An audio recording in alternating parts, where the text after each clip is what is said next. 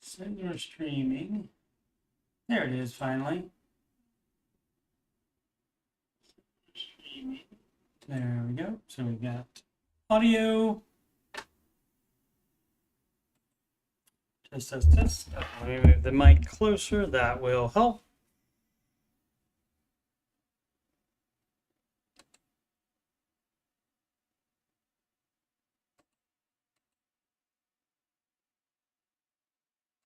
Why is that not showing up?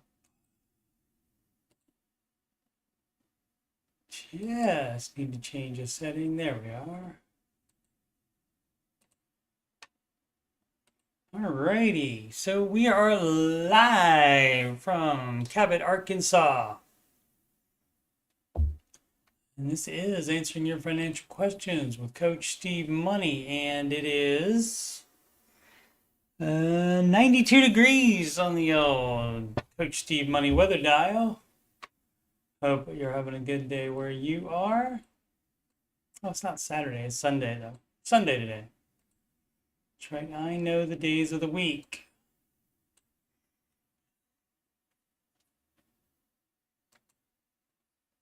Alrighty, quick plug, Coach Steve Money, youtube.com/Coach Steve Money. And if you scroll down, if you're interested in more financial content, it's more episodes of this show, Answering Your Financial Questions with Coach Steve Money. And that is 4 p.m. on both Saturday and Sunday. And the Ramsey Show After Show right here as well. There are 373 episodes of that. The 374th one is going to be Wednesday. This coming Wednesday, June 12th. And then there's also after shows on the 19th, which is also a Wednesday, and the 21st, which is a Friday. And the music playlist, and I did count this time, so I know exactly how many Ramsey adjacent songs there are in here, and that would be 9 of them. So check those out if you are so inclined. Now, to the questions.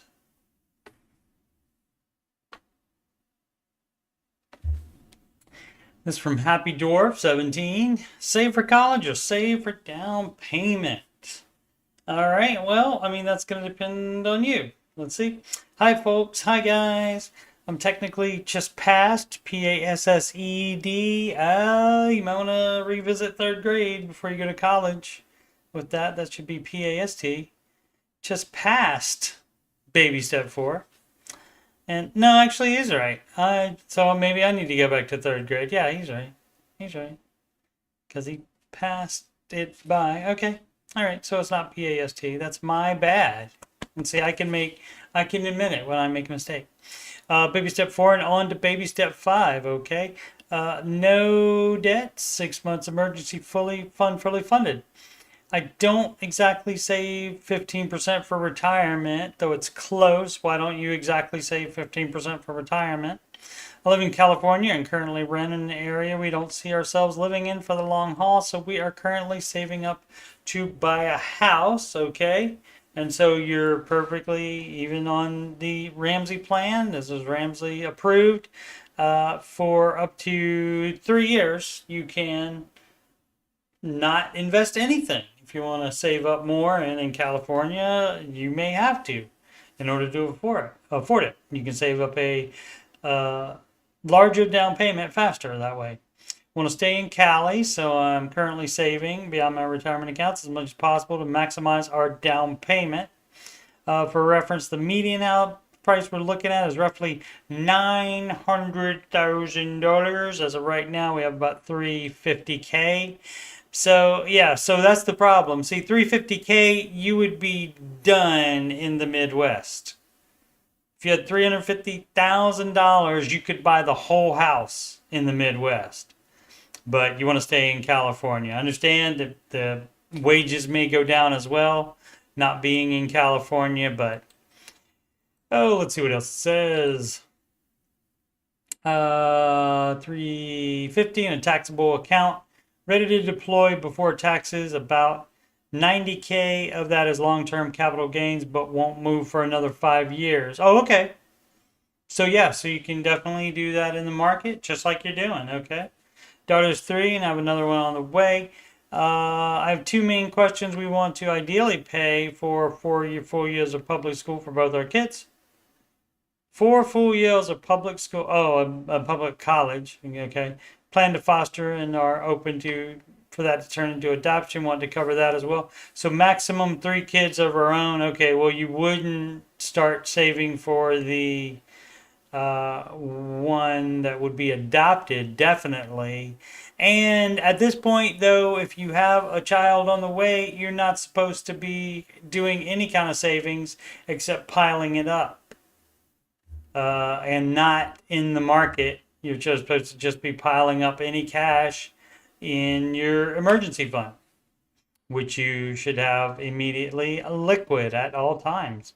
Let's see, in my mind, I want to focus first on maximizing the down payment we can put down. Yes, but again, since you're in stork mode, since you have another on the way, that means you're just saving up cash until mom and baby are home safe. Especially if interest rates never fall. I want to be as close as possible to paying the house outright in cash, and that's fine. Like I said, you can spend 2 or 3 years not investing at all and not saving for kid college at all. That's fine. You can put all of that into the down payment, but right now all that money is just going into something that is immediately available. Because that's stork mode for you. Weighing these options, should I save? Baby. Step 5, however, comes before the step. Saving for college. I went to UC Berkeley, so I'm basing my numbers off of them. They claim college costs just shy of $50K a year for in-state tuition. So I want to save $200,000 per kid in today's dollars. And again, you can worry about that later. That is fine. Should I save it for the house first and try to lower my goal for the cost of college? You don't have to lower the goal. You can still get there. You may not have enough money to do all the other things you want on top of doing these things. Buying the almost $1 million house and 200K per kid, that maybe they won't even go to college. And so definitely just be thinking about the two now. You got one and one on the way. And so, again, you're just piling up cash and you add it to your emergency fund if you have that in a high yield savings account. But wherever you have it, that needs to be in an account that you have immediate access to. Because emergencies don't wait 1 to 3 days for a transfer. Basically, it's nearly 600K to save either way. Okay, see, and this is, people do this all the time. They want to do 800 different things all at the same time, and you don't have to do that. Do one at a time here. Because you also have the added complication of you're having another child on the way. And so that is a complete pause of the baby steps. And you just pile up cash. Let's see, especially considering my kids may not want to go to college. Exactly. So you're just going all over the place with your thinking there. So chill out. And just continue to do thinking about it, and maybe you'll be a little bit more sensible about it the more you think about it instead of just running to Reddit. I personally also went to community college first and ended up graduating with no student loans. Great, because I worked during those years. Yep, and guess what? Your kids can do that too. Would it be immoral to cut our targets in half for college and say we will pay for the latter years and they can choose the community college route? No, that's fine. They can certainly do that. Absolutely. Absolutely, you can do that. That's right. And that way they have skin in the game for that first part of it. And then you can see if they can hack it or not. And then if they can't hack it, then you don't need to give them that money for college. Summary. Here's the summary there. Bullet points. Thank you very much. Target home, almost $1 million. Current down payment, $350. Or you can, like I said, you can go to Midwest and buy that whole house in the Midwest. Expected to be able to stash 50 to 100K per year for the next few years. Expected per year tuition 50. Total kids 2.5. See, that's ridiculous. That's ridiculous. You don't know if adoption is ever going to happen. You know that's your plan, but you don't know that. And so, with kid being 3, you got plenty of time. You got plenty of time. So let's see, any thoughts here? Am I just hung up on the order of the baby steps? No, not really, because that would be you pausing them right now and you not putting any into a brokerage account to try to save up more for down payment. You would just be piling up cash until mom and baby get home from hospital safe. Is college more important than a home in Dave Ramsey's eyes? The college, as far as that, there is no, that I'm aware, there's no deal like between baby step 3B, which is the down payment, and step 4. Again, you can pause your investing completely and invest 0 for 2 to 3 years while you save up a larger down payment faster, which is 3B there. So the balance between 3B and 4 is, for you, the saving for kids' college. That baby steps 4, 5, and 6 are supposed to be done all at the same time, but if you're saving a down payment, that's going to take priority in the order of the baby steps. So if you're concerned about the baby steps, that would be more important. Now, you wanting to pay all cash for it, or almost all cash for it, is great. And again, you can certainly do that for a few years. So, but we're not talking about over 3 years for that.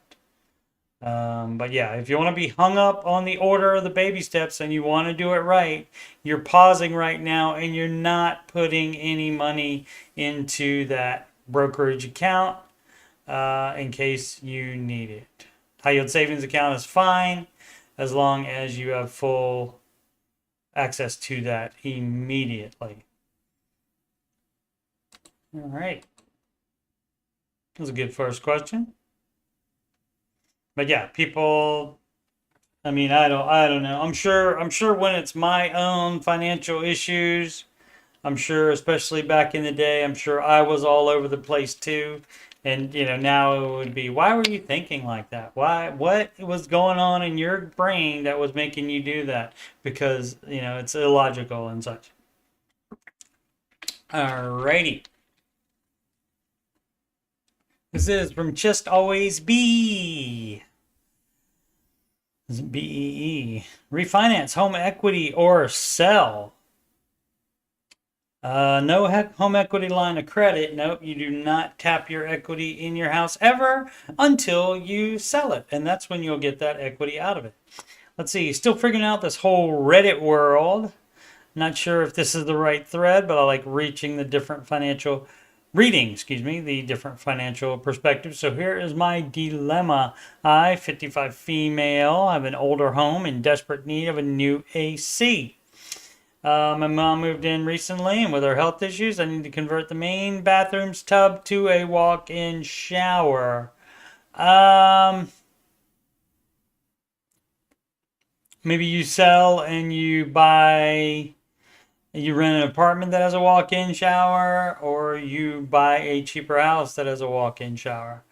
Let's see, there are other things I'd like to do as well to spruce up my home. Okay, so again, you can't do everything all at the same time unless money is no object, which it always is. All right, let's open up the rest of it and see what else is going on here. I'd like to do as well, spruce up. Yeah. Oh, but those are wants rather than needs. Exactly. So you just cross them off the table and you worry about the wants after you make your decision what to do here. The wants are not involved. I owe $17K. Mortgage payment is $558, so it will be paid off in approximately 2 years. Okay. I have roughly $18,000 in credit card debt. Okay. I don't know if you're familiar with Mr. Ramsey, but he's the no debt guy, and you would be paying off you'd save the $1,000. and in the emergency fund, and then step 2 would be paying off debt before you do anything of any other kind of wants. You don't get any wants in steps 1 and 2. Let's see. I have roughly 18K in credit card debt. Cost of new AC would be around 12K. The county website shows my appraisal value at 143K. Market value 2,000K. Okay. 203K. Don't really want to sell since I'm so close to being mortgage free. I get that. That's fine. My thought is I would need around $50,000 to $60,000, and that's to do both AC and walk-in shower. All right. I see a lot of people saying no to home equity loans, and there's a good reason, but not sure why. It's because you should not be going.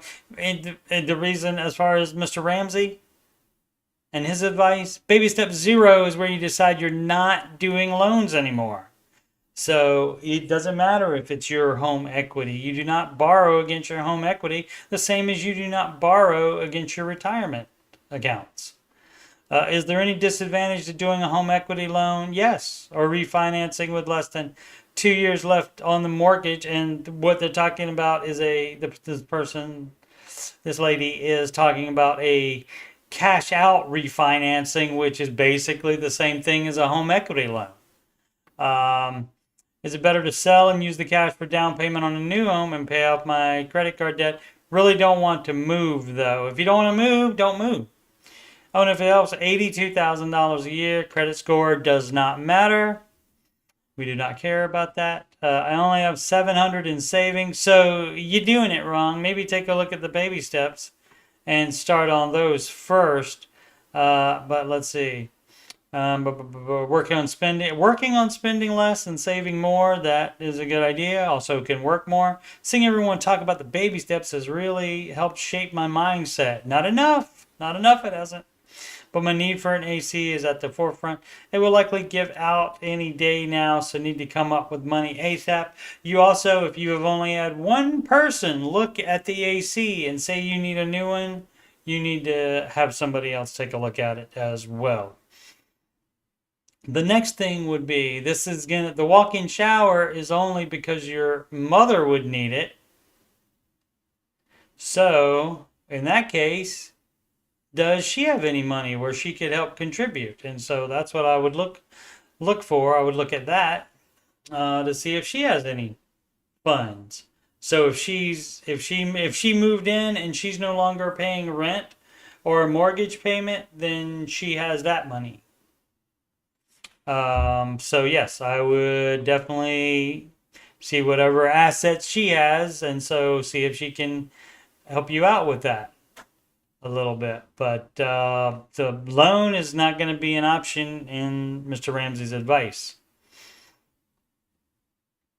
So yeah, and instead of doing it all at the same time, you do one at a time first. Now, since you said she moved in already, what's she doing now? Are you managing? If you're managing without a walk-in shower now, then keep managing that way.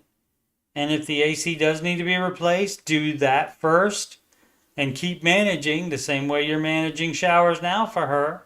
And then do the walk-in shower later if you still need to, or if you're used to managing however you're managing right now. See, that's, people don't think about it, and I understand being close to the situation, and so where you can't think about that, where you don't think, oh, I could ask my mom, especially since it's for my mom. You're saying you need to convert it. How is she taking a shower now? If she's able to take a shower now, or get in the tub and just not shower, then you're managing, and so you can continue managing while you manage these two things. But yeah, if you didn't have this $18,000 in credit card debt, you would be a lot better off. Obviously, you'd be in a full emergency fund, then you would be able to much better handle any type of emergency. But yeah, have somebody else look at the AC. You do not take the first guy's opinion as solid gold. You make sure that it cannot just be repaired. You can make sure that it should not just need some Freon. So apparently he's got you convinced that it's going to, what is it? It's going to give out any day now. So that may be the actual state of it, but I would make sure and not just take the word of one AC repairman who likely makes more if they install a new system. Commissions as well, possibly. All right. But yeah, you got to try to think level-headed about this stuff. I know that's your mom. I know this stuff has happened to you, so it's harder, but try to think outside of yourself. Think about what advice you would give to someone else in that situation if it wasn't you. But yeah, people have a blind spot when it's their issue, especially if it involves family. I get it. Mr. Dunnigan, indeterminate credit score with mortgage. Yes. Even if we cancel our credit cards, we will still maintain a credit score because we have a mortgage, correct or no? Yes, that is correct, but it doesn't matter either way. How about that? Why does it matter? Let's see. Many Succotash, 5978. Pay off debt versus invest save.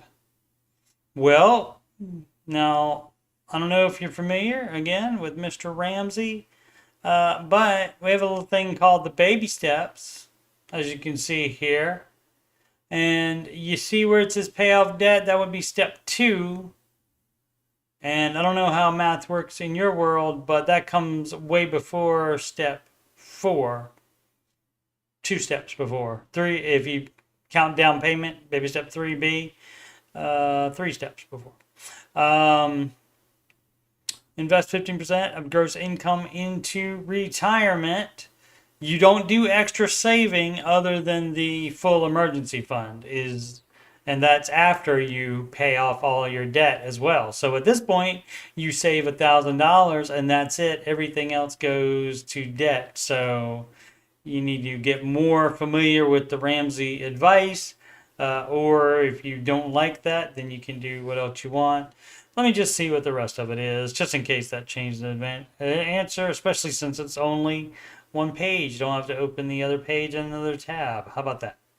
Currently, my only debt other than my mortgage is one car payment. I owe $16K at 4.2% APR.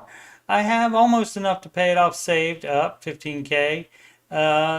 That should probably be your emergency fund. If I put that in a high yield savings account, I could keep that money liquid in case I need it in year over 5% annual percentage rate. I know many people say pay off the debt first, but why?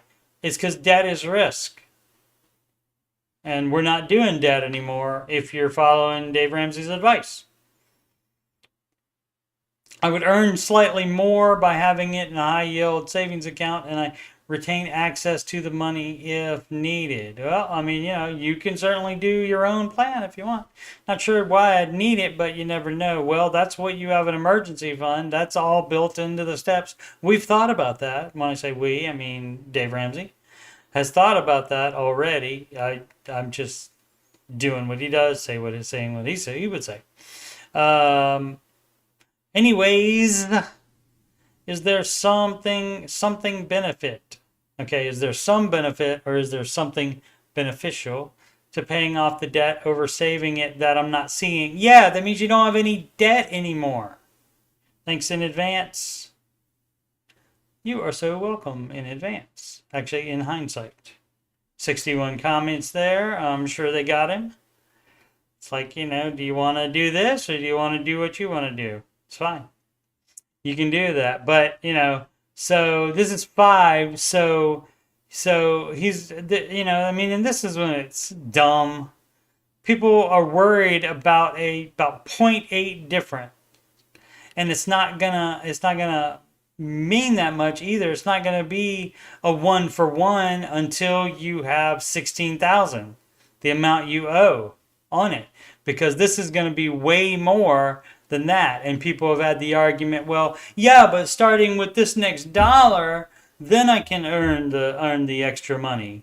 It doesn't matter. You still have a long, long time. You would have to get what you owe. You will not hit the break-even point until you get what you owe left on the car in that 5% annual percentage rate savings account.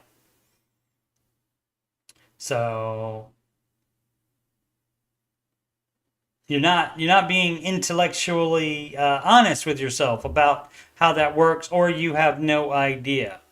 And so, yeah, the fact that for the next dollar, rather than put it to the car, that you put it to this and make 0.8% more a year, if that's worth it to you to do that, you can certainly do that. It's your life and it's your money, but that's not the way we do it in Baby Steps land.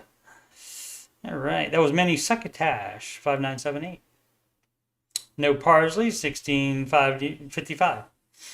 How to follow baby steps when going back to school? Well, you're working, for one thing, to pay for the school. Hi, I'm a huge Ramsey fan, and I've followed him for the past year and a half and did the baby steps. Did you? Okay. I'll take your word for that. All right, let's go ahead and open it. Might be some good stuff in here.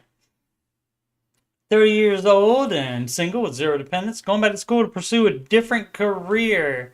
Well, I guess if you found out that you didn't want to do whatever that other career is, and so hopefully you didn't rack up too much debt doing that, or that you didn't pay too much for it if you did pay cash. I'm posting this because I'm currently on baby step 4, 15% of money to retirement.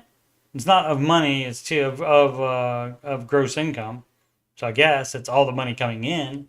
And I'm not sure how to approach this because I've heard Dave take calls from students, and his proposed strategy is always tailored to the caller's current situation. Not really. I plan on going back to grad school eventually in the STEM field in the next couple of years. Okay, first you want to make sure, do the research first. Do your research to make sure that a grad school degree will be worth the money you're paying for it in your particular field. Sometimes it's not. It will be worth it. You just said it will be. Make sure.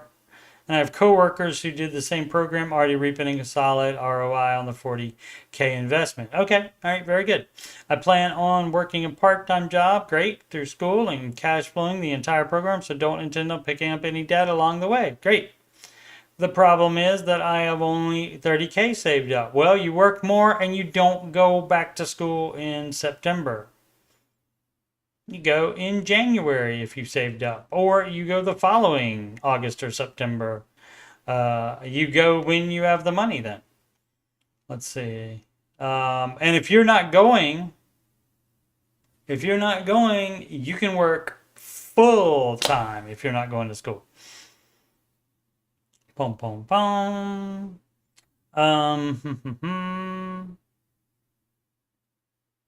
Okay, only problem. Since I'll be going back to school, is it okay to put a pause on contributing 15% of my income to retirement? I'd like to have at least 80K saved up so I can pay the 40K tuition up front and have a 40K safety net while I work part-time.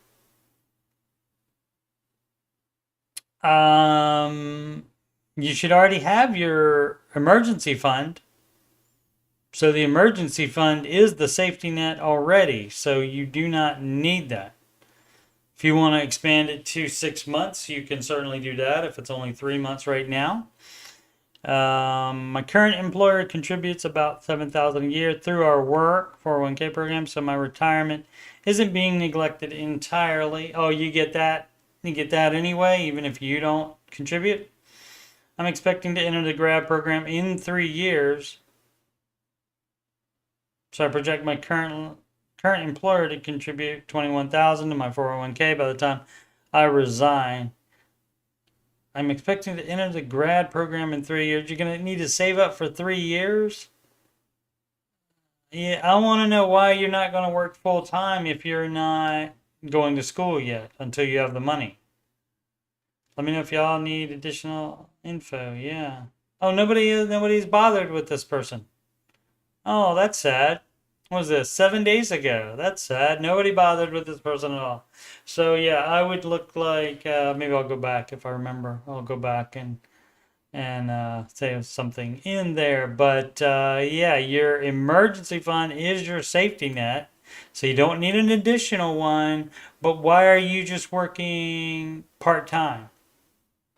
And your part-time employer, or do you have a part-time in addition to a full-time? Because if you have both, if you have a full-time and a part-time job, you did not explain that at all here. So work full-time if you're not going to school yet for 3 years, and you have 3 years to save up for it. So you just need your emergency fund and work full-time, and plus maybe a part-time job. If you are not doing that already, maybe then you do that. All right. And that's how you follow the baby steps when going back to school. You follow them. Baby step 2 complete. Nuevo Ramsey Babino. I think the person did I read this?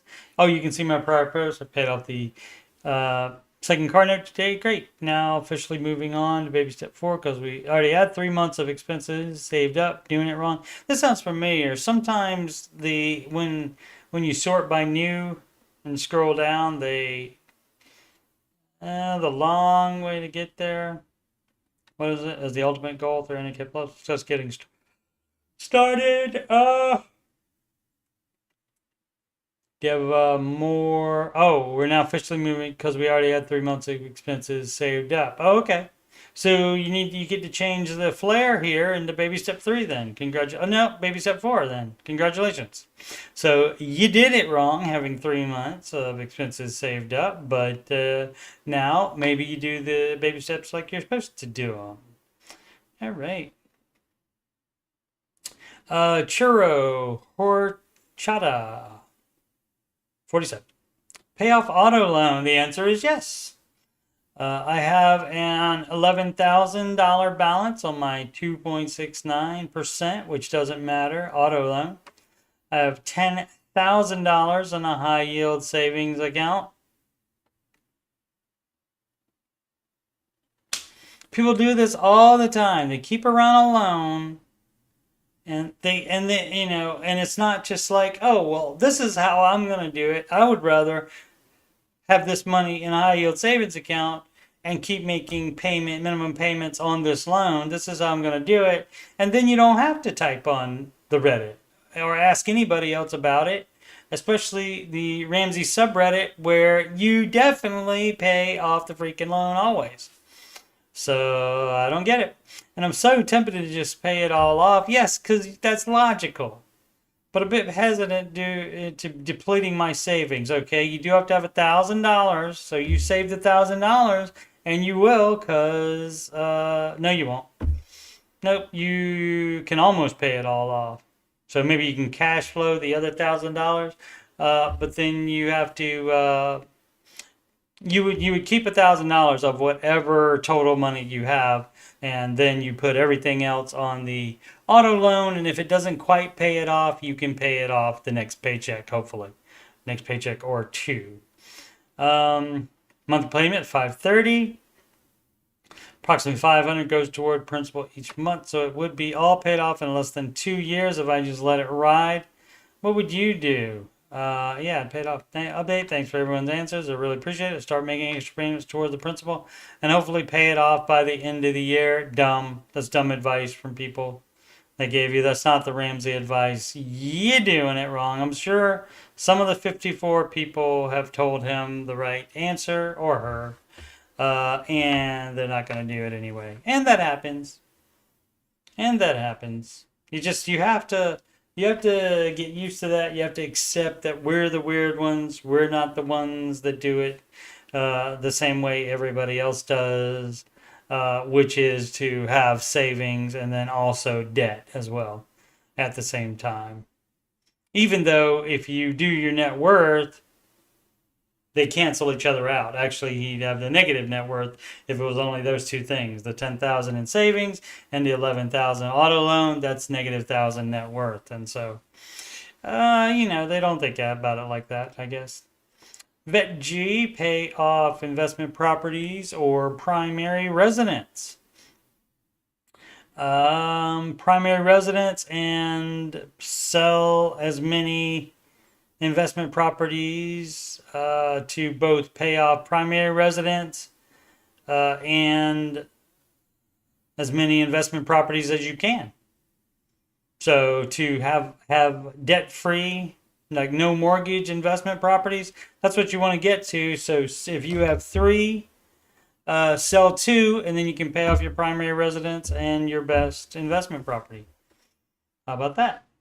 Let's read it though and find out if there's something I'm missing here. But generally, the title is enough. Let's see. 41 man, married, 31 female, 2 children, 1 and 4. Household income, 500 to 600K. So nobody here can relate to them, I'm sure. On pace for 600K currently. No debt other than mortgages on properties as follows. Well, that's good. That part's good that it's only on properties. But no, 6 doors. Mix. What does doors mean? Does that mean it's like, because it's duplexes or like condos or whatever? Because a duplex, townhouse, that kind of thing. Okay. Total outstanding debt, 750K. Primary residence purchased for 640K. 500K rated. Yeah, so that's over $1 million in debt. We max out all retirement plans, of course you do. And 400K in a brokerage / cash. And another 400K worth of retirement accounts. I've come around to Dave Ramsey a bit circuitously, okay? And how is that? Thankfully, it's worked out so far, but am now looking to deleverage fast. Well, that means you're selling your investment portfolio. You're selling the investments and your 400K in a brokerage cash. You're using that to pay. You can use that to pay off the mortgages. So you pay off. What you want to do is pay off as many mortgages as you can, and so you sell whatever investment properties. And you can, if you'd rather, sell more property amount than deplete the 400K. You can do any combination of that pays off, so that by the time you're done with the transactions, you do not owe anything to anybody. All mortgages are paid off. So yeah, you can do that either way you want. You don't touch the retirement accounts. I want to consolidate down my real estate to where I only own things free and clear. Great. No loans ever again is my goal. And that is exactly the Ramsey plan. This person has understood it completely. They understood the assignment. So congratulations to you, sir. Got it at 41. That's awesome. Question is, should I focus on primary residence, pay it off first, or pay off other properties first, since they will unlock cash flow quicker? The rates are more or less the same, and ironically, a little too ironic. All around that magic 5% mark I can get in a high yield savings account or money market. Thanks for any advice. And yeah, it's not you. See, you're not thinking. You're thinking, I'll just pay them off really quickly, just by the amount of cash flow that I'm coming in, just with my income and the amount of cash flow coming in. No, I'm saying you sell some of that crap to pay for the crap you're keeping. And I'm sure they're all lovely residences, especially the one that you live in. But yeah, you would deplete the 400K that you have in the brokerage / cash. You would deplete that and sell whatever you got to sell to be able to pay off the other doors. And then so that way you're I mean, what's today? Sunday? Yeah, so you're debt free tomorrow then if you do that. I mean, yeah, you could at least list them. You don't have to have them sold by then, but basically it would be done until when they are all sold, or when the ones you want to sell are sold. So maybe the one that's the four maybe do the 400. You do have to keep your 6 month emergency fund. So if you understand Ramsey, you know you have to do that. But other than that, maybe that's not even included in this. If it is included, you would keep 6 months of expenses, and you would put the rest of it on, say, your mortgage. So if let's say like let's say 40,000. Let's say, and make it even. 50,000 is 6 months emergency fund. So this will be 350K, and so that can go on the primary residence, and so that's 150K left. So you need to sell one of these properties to be able to get that 150. And since it's only 150, if the properties are worth more than that, then you would have money left over. And then you think about paying off another one, and then you sell one, and perhaps that will pay off the second one that you sell. And so you just keep doing that until you only have things that you own. So yeah, that's how you would do that. So almost gets it all, but still thinking about, I want to keep all of them. Yep, I get it. I get it. I mean, if you're a landlord and he has multiple properties, including the mortgage, I get it. I get it. That's how he's wired, and so that's what he's thinking about. And you certainly can do that, but that's in that case, your investment properties would go to step two, and you would only have $1,000 in savings while you do that, and you don't do anything else. You got to sacrifice all kinds of other wants in order to pay off those properties that have mortgages on them. Too much risk, and you obviously understand that since you want to do this. So you're not leveraged anymore. Effective cream 32.56. Baby step 4 with a 1099. I need to start investing the 15% of my income. Okay, however, I'm self-employed. I need help figuring out whether to do a SEP IRA or a solo 401k. It is also very confusing. You can do both, I think. Do the SEP IRA first and see if you can do. You might even be able to do a Roth SEP. I think. Let's see if there's such thing as that. Roth SEP IRA. How about that? Look at that. Roth treatment due there. Simplified employee. Yeah. So there you go. How about that? Every once in a while, I know something. It is also very confusing. No, not really, but you can have both the IRA and a 401k at the same time. So you would max the Roth SEP IRA first, and then do a solo 401k. I don't know if you can go Roth with that or not, but if you can, you would do that as well. And so then you have to. There wouldn't be really necessarily any benefit to only doing the Roth solo 401k. Let me make sure you can do that too. Roth solo 401k. Apparently one can. How about that? 401k is a Roth option. So there we go. A Roth solo 401k can be so there you go. So yes, you can do both. But you don't have to. You can do this Roth solo 401k, and then the only time you would need to open a Roth SEP IRA on top of that is if you max out the amount, which it is quite a bit. And so if you're making that much money, great, where you max that amount out, and then you can do the extra if you're under 50 that is, oh gosh. Oh man, I always forget. They just changed it at the beginning of the year. Roth IRA limits 2024. Or not income limits. No, not contribution.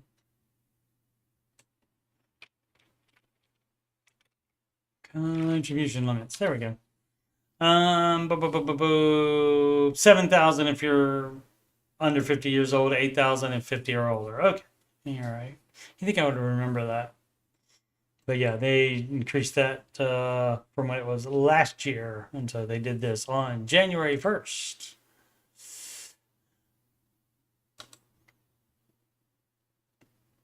So yeah, so the Roth solo 401k is fine. You can also do the Roth SEP IRA if you max out the amount of the 401k, which is, I think, 30. Oh, let's look that up too. Roth solo 401k, and that is 23,000 under 50 and 30,500 for those 50 and older. So, and the reason, in case you're wondering why do they let the olds do more, it's so they can catch up if they need to, if they have started old like some of us have.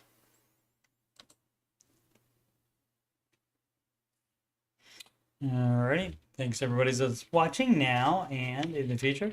Oh, that is, I was about to start reading this. This is a ad. They make it look like a post. Pretty sneaky, Reddit. View account. This episode of Answering Your Financial Questions with Coach Steve Money, brought to you by non-crinkly water bottle, although I think I did make it crinkle. But that's much, much less crinkly than the usual ones. Where is your emergency fund? I forgot to have water yesterday, so I didn't even have it, but I powered through it. View account 124. Where is your emergency fund?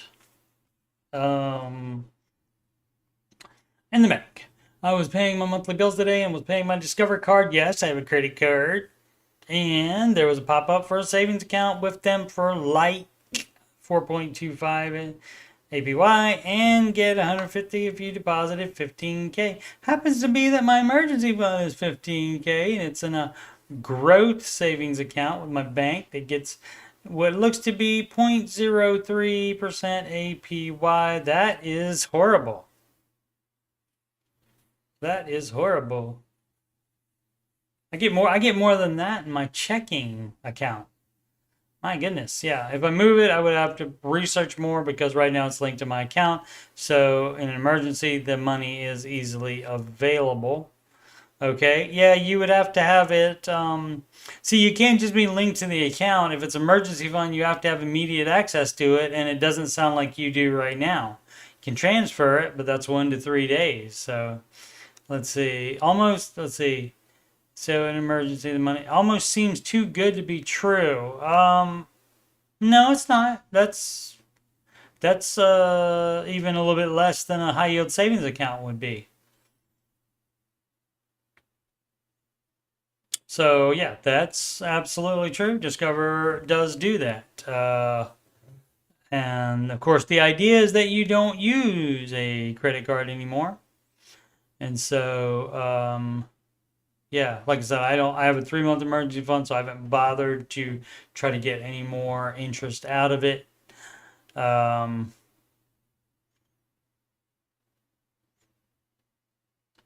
Because being single and not having a mortgage, not owning a house, I don't have those kind of expenses. So 3 months is fine in my situation. But yeah, so you can move it again, but you know, I mean, having a credit card, that means you're already going against the Ramsey principles. So you're probably fine with having an emergency fund that's 1 to 3 days away as well. And so if that's the case, good luck to you. Vaya con Dios. And you get to do what you want to do. Maleficent tip 665. I never saw that movie. Pause or keep snowballing. Currently in baby step 2. Currently baby step 2 flare down here. This person does like to talk about their flare because they put it right there. Started at 65K consumer debt, was able to knock out all the credit card debt. Excellent. One car loan and student loan debt. Great. I have one debt remaining, 25K car loan that I'm really trying to knock out quickly and be done. And then I broke my ankle at work. Alrighty. Fun stuff. I know the general guidance is pause the baby steps, but I'm pretty confident that workers' comp will cover my medical bills. And I hired, oh, you did it at work? Oh, yeah, at work. Okay, yeah. Hired an attorney to help me make sure they pay.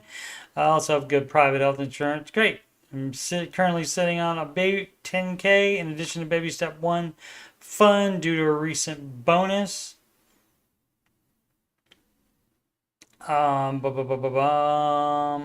See, you wouldn't have been sitting on that anyway. If you were saving that while you did not have a broken ankle, you were doing it wrong. That should have gone on the loan immediately.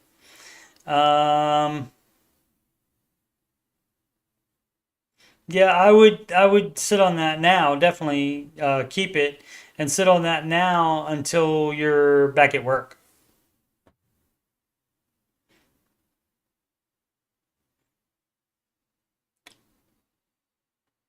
So, make sure that I don't know, if you're gonna like be continue to be paid if you're in a situation like that where, and that may run out of eventually. So if you are not having income anymore, then yeah, you gotta sit on that 10K. You do pause the debt snowball while you heal yourself up and get back to your work. And if you're stuck at home and can't work, maybe you can do something from home, remote work or something like that, even if it's for a different company. Ekmosis, question about buying versus renting. Hello, everyone. Hi, guys. My first ever Reddit post, so thank you. You are welcome. I didn't do anything. I have been reading, watching, studying Dave Ramsey's advice. Oh, good. So, familiar with it. Excellent. I'm currently looking to decide to buy a home versus renting where I am now. I just wanted to clarify the buying versus renting situation. He states, you quote, oh, here we go, should marry the house, date the interest rate. Okay. A lot of people make out that you can just refinance anytime and it isn't a big deal, right? Recently found out it costs upwards of 5% to refinance. Yeah, it's not going to be free, but if it makes sense to do it, you can certainly do it. On a $500,000 house, that is $25,000. If you try to refinance in 3 to 4 years or even within 10, well, ouch. Also, I hear a lot of talk in, well, that's the worst thing you can do is listen to a lot of talk in where in comment sections. Yeah, not the best. Even here, you get your people that do want to give you the Ramsey advice. But even here, there's some idiots everywhere on the internet. So comment section's not the best, probably. Now, if you wanted somebody, oh, I know, Mr. Ramsey would be a trusted individual about money matters, so you could do what he would do. Let's see. So that when you rent, you're paying for someone else's house anyways, including property tax, repairs, interest, etc. Yeah, if they're lucky, you're doing that with what they have to pay if they're not managing it themselves, because they have to pay management salary to a property manager unless they're doing it themselves. They have to pay for repairs unless they're doing it themselves. They have to pay for the labor. They definitely have to pay for the parts.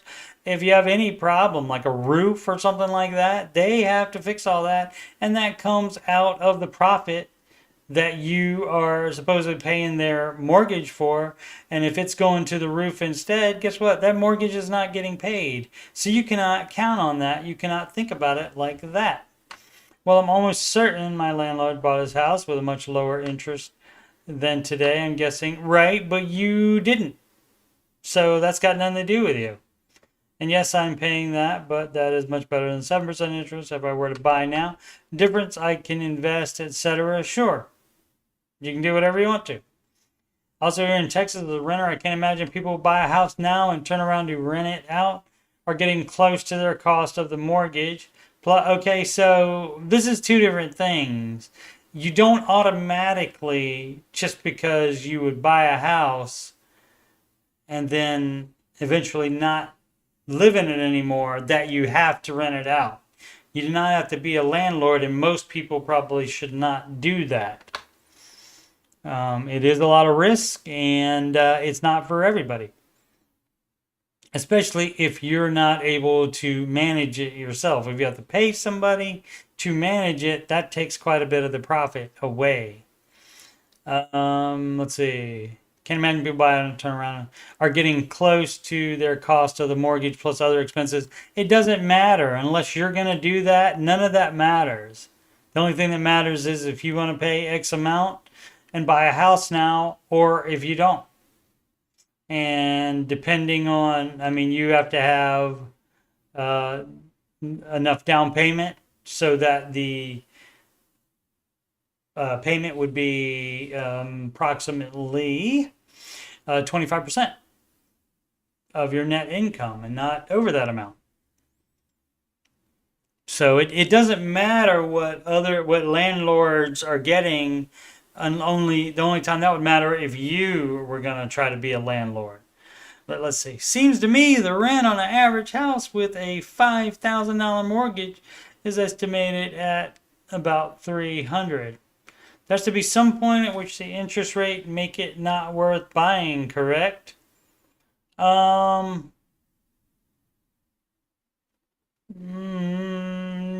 really.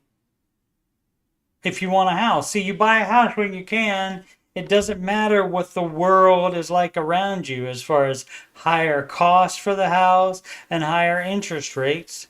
If you can afford the payment on that, as in it's 25% on a 15-year fixed mortgage, then you can buy that. And so you do that when you want to. I mean, could we agree? Why do we have to agree on anything? We're getting into financial theory here again. Unless you want to particularly, if you don't, it doesn't, like, none of this stuff matters. None of it matters.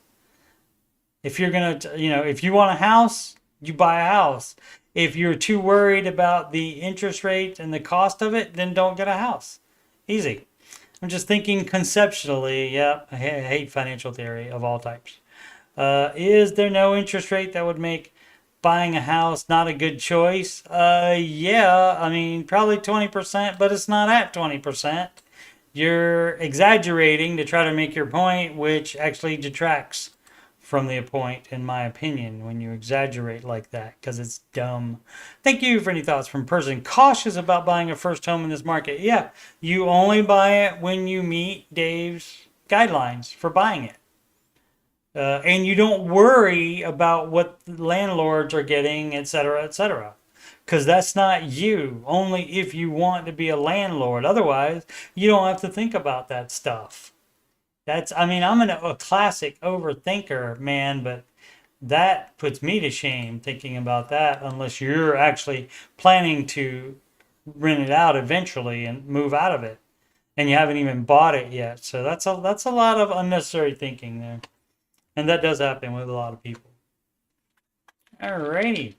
Thoughts? Yes, I do have them. Next question. Oh, I skipped this one from Axel Hart.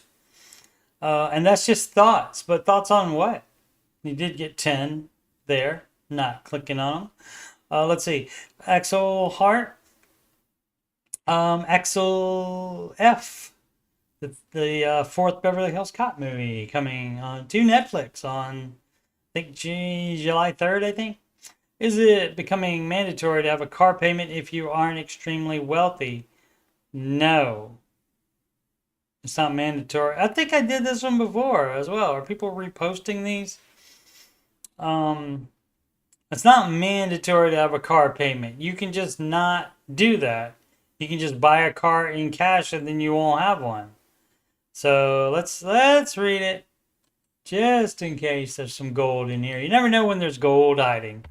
As has happened to many of you folks, our car is 11 years old and starting to cost a lot in repairs. Yes, and eventually you do have to, call the time of death on the vehicle. Definitely. And you buy another one that is cheap and you do not have a car payment on that one.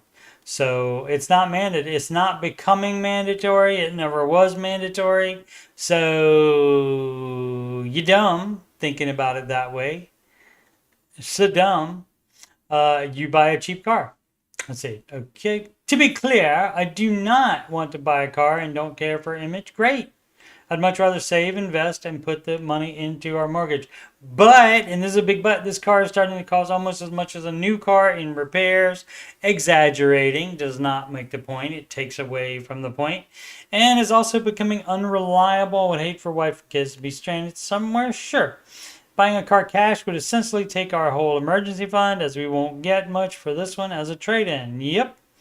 I know how Dave views a car payment, but I'm not seeing another option here. Well, then you're dumb. You just said buying a car cash would essentially take our whole emergency fund. Yes. So if you think not having a car is an emergency, I guess you can think that. And you can use your emergency fund for that. So yes. I know how Dave views a car payment, then why are we talking? Why are we talking then? But I'm not seeing another option here. That's your problem. Where's the baby steps? Always got to scroll down. There they are right there. Baby step 0, which is not up here, which I will make this video at some point. Probably not tonight though. Baby step 0. Part of baby step 0 is where you decide loans are not going to be an option anymore, and you just said buying a car cash would essentially take our whole emergency fund, so it wouldn't even take all of it. So yeah, that's what should you do. And why are we still talking at this point? So you understand that. Seems like you know how it goes. What is it that you don't like about it? I don't want to buy a cheap car. I don't want to deplete the emergency fund. Well, if you got to have a car, it's not a law to have a car either. You don't have to. Up to you. Not seeing another option here. Well, you're not looking very hard. You do see the other option because you already typed it out. So dumb. If we have a car payment, we would have to reduce our investment / savings. But no, you're not going to have a car payment. If you do have a car payment, it doesn't matter what else you do because you're not doing Dave's plan. So, and you're not saying, well, we can't buy a car cash. There's no way we can do that. You just said you could buy a car cash. So you're being dumb. You're being whiny. You're like, I don't want to buy a cheap car. I don't want to deplete the emergency fund. Tough crap. Life happens to you. Cars do eventually are not worth keeping and repairing. Mine is. My older one was for many, many years, but eventually it's time to sell. And you buy a new, cheap one as well. And so I don't know how much your emergency fund was, but the last car I bought, it was about 4 years ago, but it was $1,750. How about that?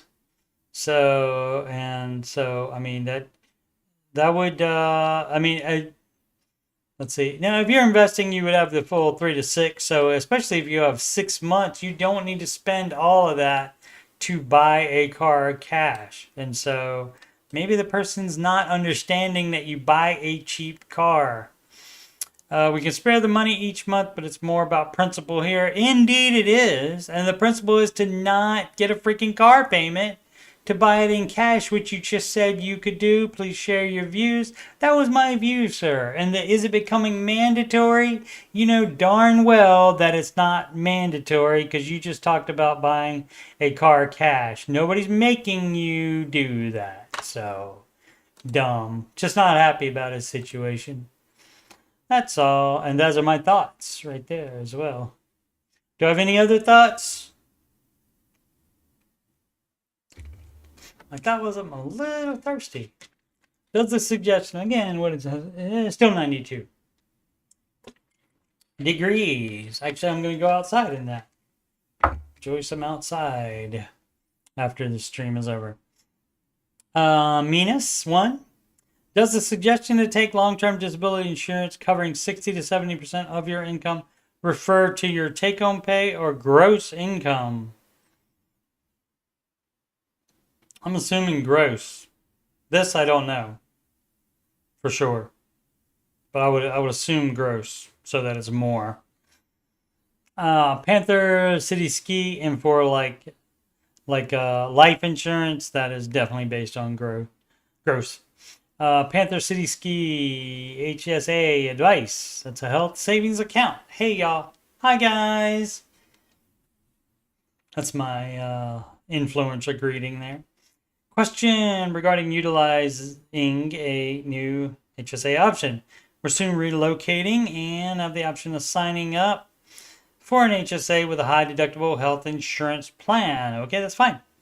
Thinking about the difference in monthly premiums for the high deductible and low deductible plans, 50 versus 120. I'm wondering if she utilized the HSA to reduce our yearly taxes. You can. I mean, it's not going to be a crazy amount either way, but you can. Wife and I are in early 30s, good health, so we've been weighing the pros and cons of moving to the high deductible plan. Yeah, generally the high deductible is going to be the way to go. And so, I mean, even with a high deductible plan, you don't have to open an HSA, but you do have to have the high deductible plan in order to open one. But yeah, you can. It would save us the $70 a month plus tax savings right. And again, the tax savings not going to be that much to probably worry about. But I mean, you can open an HSA and do it. And if you can keep any of your taxes from Uncle Sam and keep them in your pocket, definitely do that if you want to. Am I thinking clearly about this? Yes. Normal honey.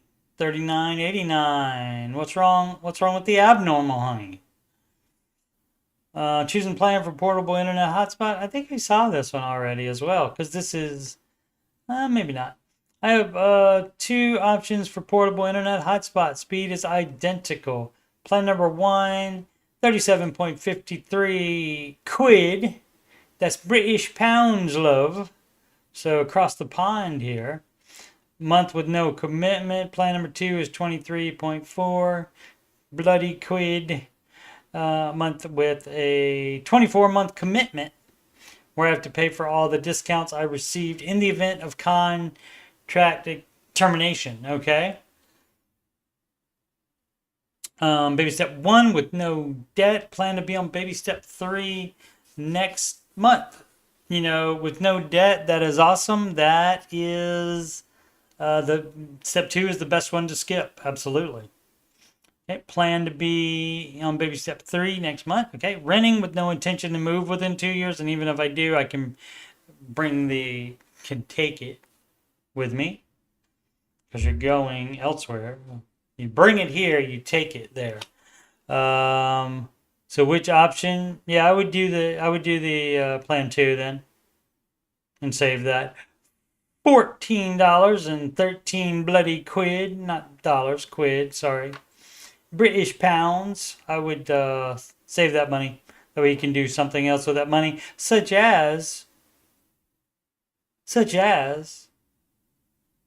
it to your baby step 3 amount. Or your baby step 1 amount if you have not finished that by the time you get this internet. Emotional loss, 9852, debt-free, excellent. Graduated college in December 2020 with $108,000 in student loans. Since then, I paid for my wedding and my wife financed a car. Beep, beep, boo doo. 14K finance, 10K down. I didn't follow Dave Ramsey's. It's EY. AY is the food guy. Roadmap, really at all. Okay, a lot of us didn't. But I arrived at the same destination, and being debt-free is such a relief. Okay, definitely took you longer, but you did it your way. Excited to get this burden off my wife and my back. Our backs. And free up several $1,000s a month in cash flow to being debt-free. Here. James WK15. Keep state pension invested or roll over to an IRA. All right. Well, the pension is not making as much as the market is. And so Dave has you count the pension only for half. And so if you have an option to not do the pension and to, I mean, if you roll it over, I don't know if you have to pay any penalties when you roll over a pension. Let's see, maybe he knows, or I'm assuming he, because James. There contributed about 46K. State pension system that I can now roll over to an IRA, or I could leave the pension vested and get an estimated $811 a month when I retire after I'm 65.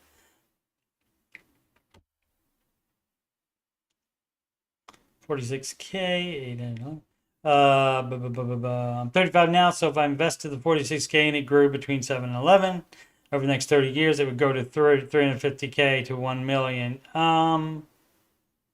Yeah, I'm doing that. Based on that, it seems obvious to do a rollover. Yes, I do have family in the States, so there's a chance I'd move back and a chance I'd work for the state again. Well, it doesn't matter. You do. That's only a chance that you move back. And if you move back, you can just do another pension if you have to when working there. But otherwise, market makes more. So yeah, roll it. Rolling. No landscape, 1438. This isn't smart, right? Military loan. Right, you're right. If it has the word loan in it, it's not the advice, even if it's a mortgage.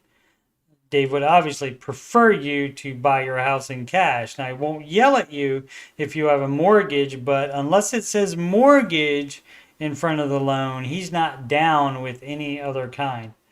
Let's see. Okay, y'all. So I graduated OCS, and we got offered two 25K loans from USAA and Navy Fed. Why do they do that? Both are 5-year loans meant to help the member out, being kickstarting their career. You don't need money to kickstart your career. You just go to work. Annual percentage rate is almost 3%. Doesn't matter. You can pay them off faster if needed. Understand that Dave says no debt. Do you then? Again, why are we talking? Why are we talking? And I agree with that. Then why are we talking? Again, I do not understand people. Illogical, Captain. But everyone is telling me that I'm losing free money by not throwing the 50K in a high yield savings account or maxing out the TSP. Right, so basically what they're going to do is debt leverage. They're taking out loans to invest. Invest it, maxing out the TSP, or to do savings. They're taking out loans to, and again, it would be the difference of between the 3% and whatever you can get in whatever the investment or the high yield savings account, whatever. So it's not going to be that. It's going to be 2% at most, probably 2%. You're making 2% on that 50K per year. That's not worth it. Not worth it. No debt.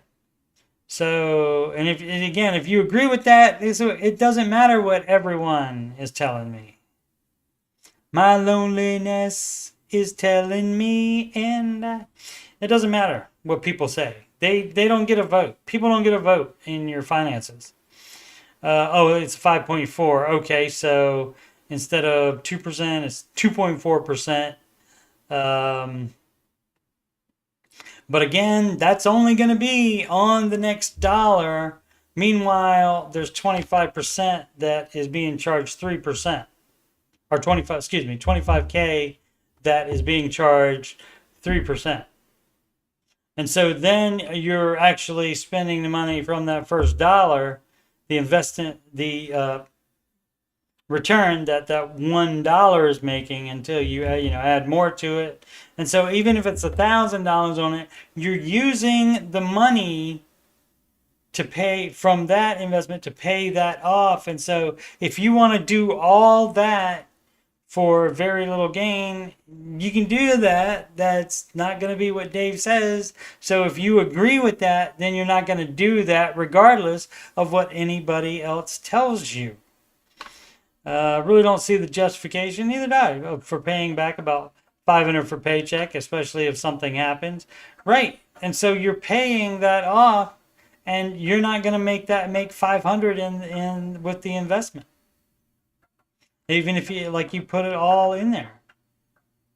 I mean, it's basically going to be you have stuff coming in returns, but then you still owe the $25,000, and you owe you have to pay out the minimum payment per paycheck. And so, like I said, yeah, especially what would Dave do? Flair. And so again, why even ask? Why even ask? Why don't put what would Dave do, because you already know what Dave would do. You already said, and you already said you agree. So you just wasted your time there.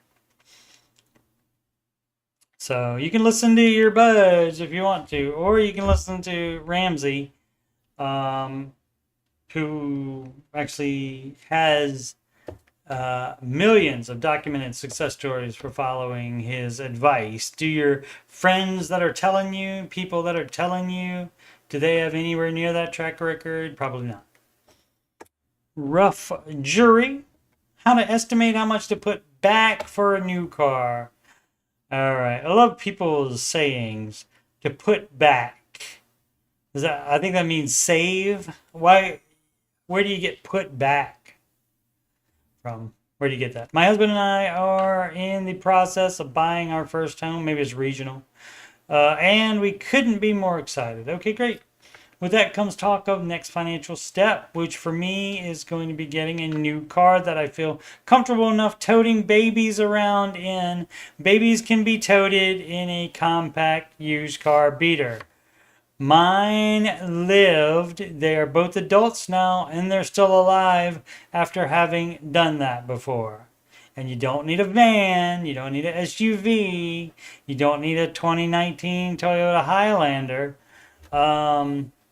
And so, and right now you're just buying the first home, so you don't have that money unless you have down payment money plus that to pay cash with. We'll say that I want to save for 2.5 years. Do you even have babies yet, is the question. And so if they're fine now in whatever you're driving them in, why do they need something different in 2.5 years? But I'm not sure how much to estimate to save. Should I just bank on the full 30K, and anything that depreciates is a little extra treat? Or is there average depreciation that I can estimate to decide? You know what I'm going to do? I'm going to get in the house first before worrying about a car that you're not going to buy for 2.5 years away.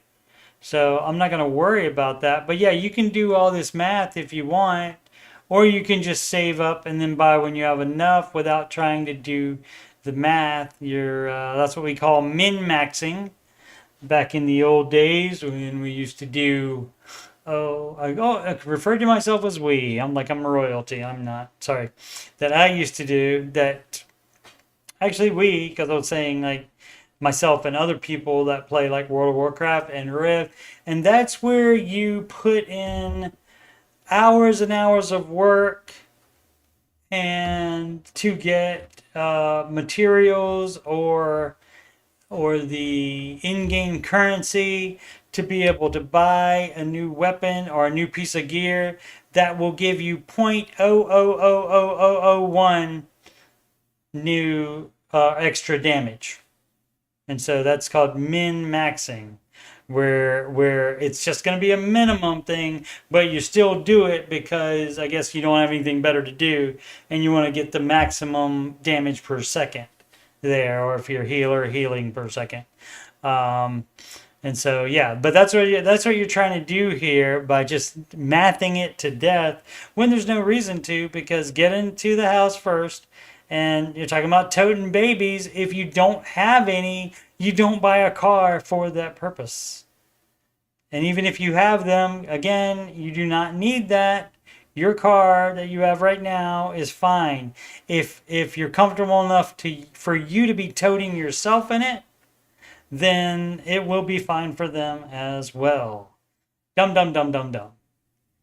Had one like that yesterday. No landscape, 1438. Had a previous question by them recently, like today. Term life insurance question. Okay. I'm looking at term life.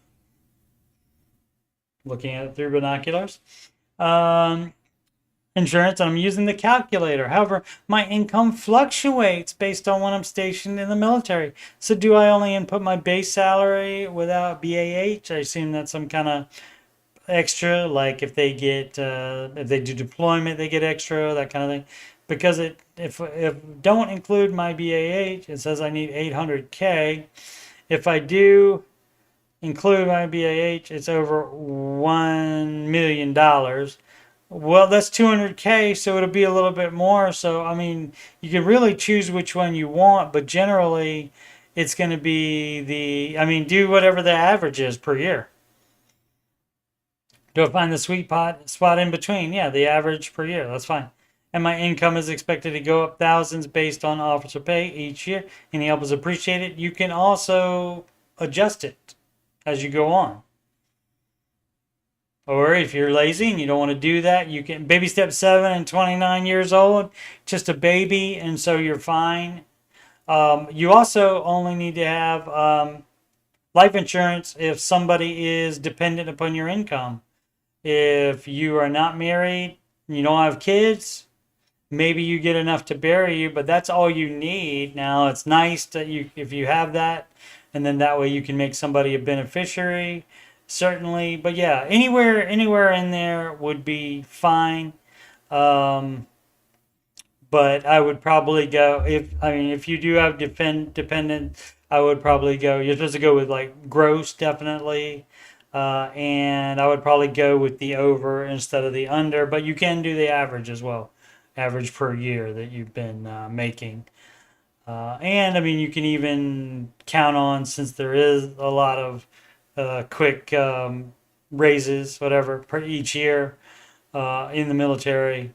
And like I said, if you're going to be an officer, you can go ahead and count that in and do a little bit more. You can do 1.2 million or something like that. It's going to add to it every time you do that, but it's term life insurance, so it doesn't add that much. All right, this is from Stock Bluebird 2014. 21 years old, 22K in the stock market, 62K cash in the bank. That's excessive for cash being in the bank. Looking to buy a Tacoma brand new, 44K. Okay, if you were saving up to buy a car, then that's fine. They hold their THERE, hashtag third grade. That's spelled incorrectly. That's the there as meaning a location, not there meaning belonging, the value belonging to the Tacoma. But there's no new vehicles until you have $1 million net worth. They hold their value really well, and I need it for work. Do I pay in cash or do I finance? Another person that has not ever heard of Dave Ramsey before, or thinks that they're an exception, or just doesn't care what advice they get, I guess. I want to get at least 50K in the stock market by the end of the year, so would it make sense to invest that or pay it? What? Yeah, otherwise you would be doing a little thing called debt leveraging by if you finance it in order to invest money, that's debt leverage, and Mr. Ramsey does not advise that either because it's dumb. So you can do that if you would like. Upstate New York, due to parents receiving 80K lump sum, what to do with it? You apply any extra money to whatever baby step you're on. And so hopefully they're doing the baby steps, and so they would do it, put it whatever baby step they're on. If they're not doing that, I mean, I guess it doesn't matter. They're already retired, so if they don't think they have enough in retirement, you could add it to retirement. Parents are receiving 80K lump sum from investment property sale. Okay. They're 61, 65, both retired. They have enough income at the moment to comfortably pay their bills. Their home is paid off. They have no debt. Excellent. 61-year-old dad receive a pension, though it is only $670 a month. Yep. And has around 200K in his retirement account. So that 200K is only going to generate $20,000 a year. So that's the problem with that. Oh, I opened that. Okay. Boom, boom, boom, boom, boom. She had roughly 65-year-old mom, retired in 20. So he doesn't have enough, I'm guessing. You said they have enough income at the moment. Pension $670 a month, and I guess what she has, severance pay and a retirement account at the time. So he doesn't say how much they're expensive, how much extra they have per month. He's not saying that information. He's given almost all that information, but not quite enough. They're fairly frugal, so the combined 500K would have been enough for them combined with his pension and Social Security. Okay. Okay, so it's combined $500,000 a year. I would say so. Oh no, 500,000 total. Okay, well that generates 50,000 a year. But if it's all invested, that's not if it's a pension. Combined 500K was, yeah, so I mean, it doesn't work that way. You can't combine it all together with retirement accounts that are going to make a certain amount in the market and your pension payouts. You can't like combine all that with a number and know the number that they will be getting per year. Bad news, however, she got with a family member in 2019 and 2022 and started an investment property business. It's in quotes too, with no experience in doing so. Yep. Oh, well, landlording is a good idea. Long story short, the that firm talked her into spending her entire 300K mentioned above on buying and flipping several properties. How did that work out, I wonder? It was all her money doing the investing, and she was paying him to be the contractor in flipping the properties. However, he somehow talked her into being their business. Yeah. This is why you do not go into business with anybody, especially family and friends. You either own the business or you work for somebody else. You can work for a family member in the business, but there's the fine line there of I'm the boss, you're the employee. And talked her into putting his name on the deed with her for all these properties. I explained to her at the time that his name should not be on the deed as he is a contractor, not an owner, but she did not listen. Well, I mean, you can't do anything about that. The 80,000, apparently you need to keep that. You can put it, I guess, a high yield savings account. It would grow some if they don't need the money right now. Oh my goodness. She was forced to give him half the properties, even though he never bought any of them or invested any of his own money in their purchases. As of today, she has nothing left besides one property worth roughly 80K plus this 80K lump sum. Sell the 80K property as well from the sale of one of the remaining properties. He walked away with the rest of the properties and sold them for 2 to 3 times what she bought them for in the process. She's been too hurt and embarrassed to do anything about this because, after all, he never truly did anything illegal. Yeah, I don't know that you can sue for that. I mean, you can sue him, definitely can sue him. I don't know that you would win. So, in spite of all that, what should she do with this 80K? At least put it in a high yield savings account. Maybe you throw it to, let's see, they're both retired already. If they don't need it right now, yeah, put it in a high yield savings account. And if they wouldn't need that money to live off ever, then you can add that money to the retirement account, because you can still contribute to retirement accounts when you're old. Set aside some for capital gains taxes. Yeah, that's right. Not T-bills. Somebody said T-bills. Nope. It's not how we do it. All right. Chad McBase. Question for someone who has paid off their home but no retirement savings. Okay. I paid off the home when my ex-wife and I sold it. I don't know if that counts, but I do have retirement savings.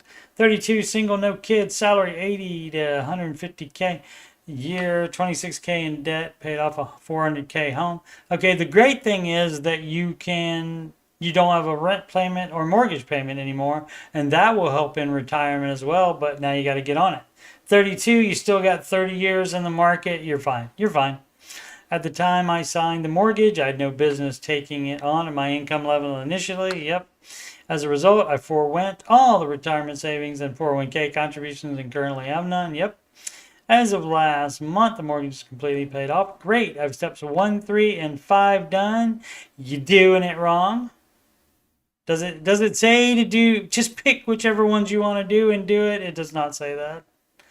I'm due a large commission check of about 50K, which I will use to eliminate my debt and achieve baby step 2. Great. So that means 1, 2, 3, and 5 done. Okay.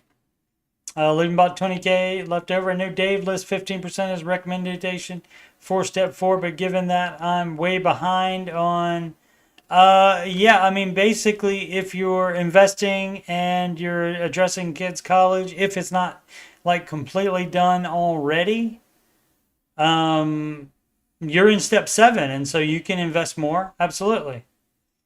Absolutely. Let me make sure that is what my boy is saying, or my lady. What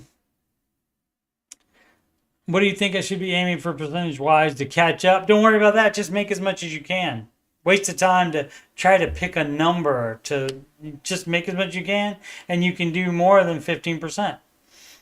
Just work backwards and figure out what I want at certain milestone years. You can do that math if you want to, or just make as much as you can, which you don't have to have a set number, because nobody knows what expenses are going to be in 30 years. Nobody knows. Nobody has any idea. Nobody has any idea what you'll actually make. You can do guesstimates on that. You can do guesstimates on expenses, but nobody knows any of that. So just make as much as you can in the market. And since you've got everything else taken care of, or will, after you do steps 2, and you'll be starting 4. So that means you're in step 7 as soon as you start investing. And so then you'll have 4 done, and you've already done step 6, which is pay off the house. So you're in step 7, and at step 7, you can invest 50%. You can invest more than that if you have that much available of your income. So yes, invest many, many, many percents to catch up. Alrighty.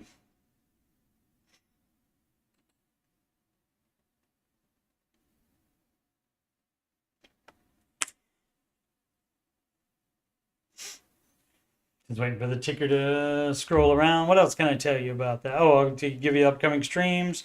This show, Answering Your Financial Questions, is Saturday and Sunday at 4 p.m. Eastern Time. The Ramsey Show After Show, I know of 3 that are coming up soon. That is this coming Wednesday, June 12th. The following Wednesday, June 19th, which is Juneteenth. And 2 days after that, Friday, June 21st, the first Friday Ramsey show, after show in a while. So that'll be fun. That'll be fun. You can schedule a free financial coaching consultation with me, calendly.com/coachstevemoney. I'm a Ramsey Solutions certified financial coach. You can email me with any financial questions or anything about any questions on anything on my YouTube channel. Donations can go to paypal.me/coachstevemoney. Alternatively, the Cash App, $coachstevemoney, or coachstevemoney@gmail.com.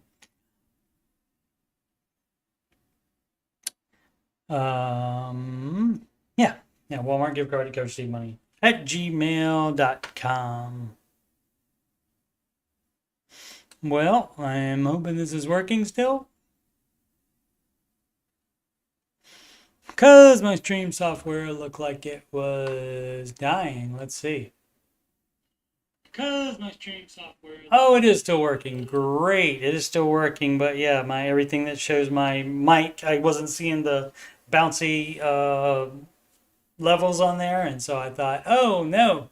So, but yeah, but we're all good. So you did hear all that. You did hear all the rest of the show, and so that is about it. Again, youtube.com/coachstevemoney. Just scroll down if you're interested in any of my financial content, and the music folder as well has 9 Ramsey adjacent songs on there. Singing is not my actual job, but I did attempt it, and so there you go. Alrighty. So yeah, next time I will be doing financial stuff, unless I put a video out that's not live. Next time I'm live will be Wednesday, June the 12th, this coming Wednesday. Alrighty, make smart financial decisions every day.